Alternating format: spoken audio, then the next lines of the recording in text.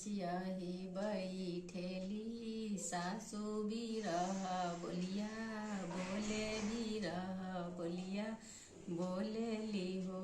बहुअर कौन नीरा मोहिया के बेटी नैहर नाही जालू नैहर नाही जालू ना हो। ना तोहरे बाबा कबो आवे ना भैया तोहरे पूछे ले हो। बहुअर कौन करम तू कैलू नैहर नाही पूछे नैहर नाही पूछे ले हो। बहुअर कौन करम तू कैलू नैहर नाही पूछे नैहर नाही पूछे लो। इतना बचन बहू सुनेली सीसी किसी सिकी रोवे हो।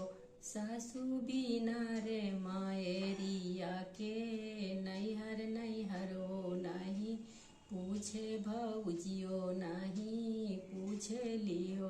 सासू बिना रे मायरिया के नैहर भौजियो ना पूछे लियो।